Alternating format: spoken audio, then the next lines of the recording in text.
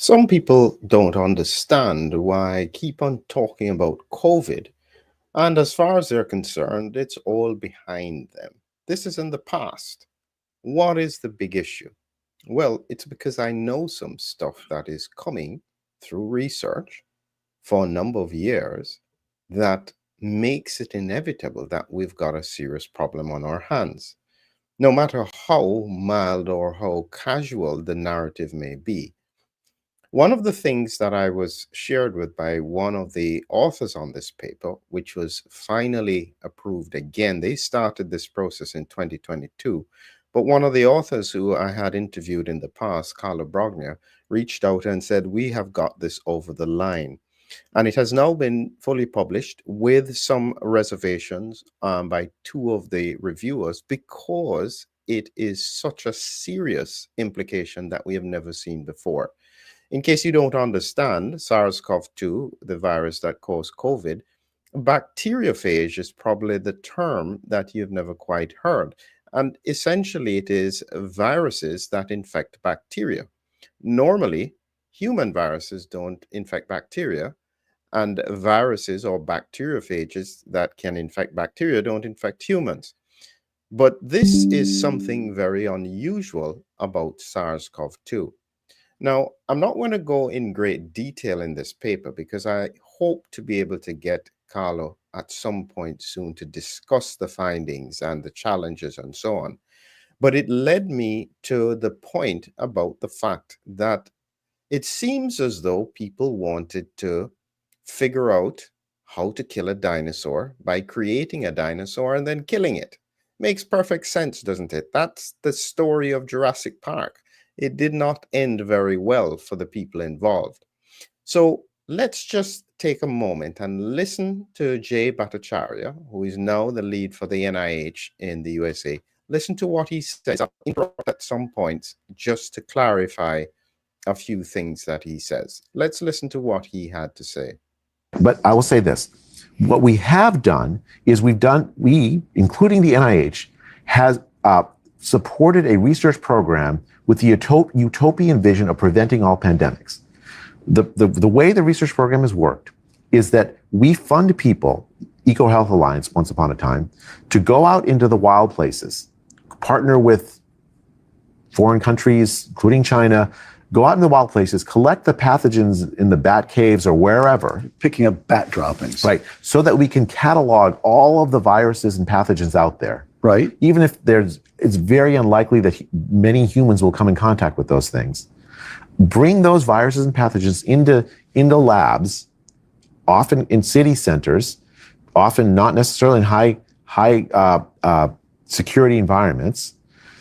Do research on them to see if it's easy to manipulate them and cause them to become more transmissible among humans. And the idea is, if we can identify those viruses and pathogens that are more likely to make the leap into humans, then we can prepare in advance. We can create, vaccines and antivirals or whatever before they make the leap in the population, so that when they make the leap, we are already ready. I'll pause that right there. That is the story almost of Jurassic Park. That's what they thought they would do with dinosaurs, bring them back, use the DNA, link it to frog DNA, create a beast, and then control it. Didn't end well, did it? Well, the characteristics that we are seeing in terms of that capability to infect bacteria suggest, and I say suggest carefully, that this was not a natural evolution of the virus. Let's hear what else Dr. Bhattacharya had to say. Right. There's two major problems with that. One of it working, which it doesn't, and then one of its safety, which it's not. First, if you make a study of a pathogen you found in the wild places that have never really ever infected humans before, and you create vaccines or whatnot to combat it, when they actually make the leap, evolution still works, right? It's not going to be the same virus you cataloged. These viruses evolve very quickly, all the time.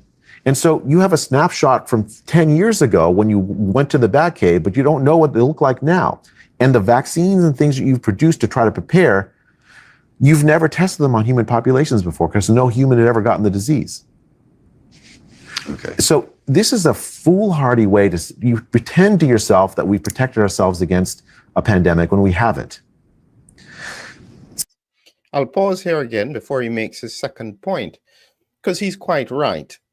They found the backdroppings, found an unusual coronavirus in bats. They brought it back to the labs to study it, to prepare for the potential that this virus in the cave, in the wild, in the bats would then become a pandemic. They would argue that they were right because it did. Other people argue that it only happened because you were fiddling around with it in the first place. Let's hear what else he had to say.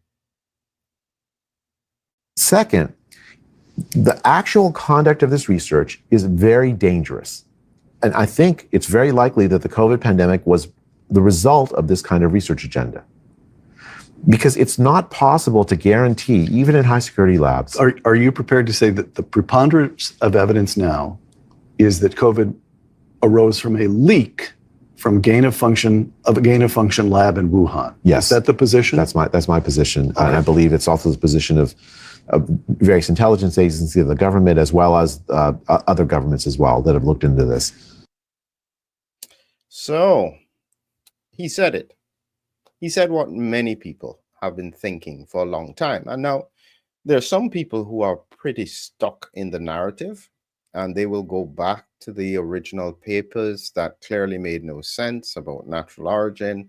And they will say that, well, it clearly came from the wet market, even though we can't find any animals to trace that brought it there. Nobody was sick en route to bring these animals to the wet market. And they are stuck in the narrative because the implication of what is being said is so serious that nobody really wants to think about it. Because as I said, what you have to remember is that if you are fiddling around with it and you're trying different things with the virus to manipulate it, to see, okay, what happens if it can do this? What happens if it can do this? What happens if it can do this? Well, maybe somebody was saying, well, what happens if it can infect bacteria? And how do we do it so that it does? Now we've got a problem, because it means that based on that scientific point, and just so you remember, I've not gone through this article in detail as yet. The point being is that on multiple fronts, they used 3 different routes of analysis and found that it appears that the virus is able to replicate in bacteria. This is not normal. But what it means is that I don't know how we're going to get rid of it, because bacteria are an essential part of how we interact with our environment. They're all in our gut, they're in our skin, they're in our mouth, they're in our sinuses. What happens if it gets stuck in these bacteria and cause a problem? That's where we are at the moment. And so you will understand why I have this beast-looking Jurassic creature on the thumbnail, because this is what I think has happened. Somewhere, somebody had the bright idea to create a T-Rex. They didn't have enough safety in the enclosure, and now it's out and about running around the population, and everybody's pretending they don't know why people are getting sick and dying. My advice is to stay close to the science, especially those who are willing to challenge the narratives, because you're better off being prepared rather than being completely naive about what can be happening and then being hit down the line.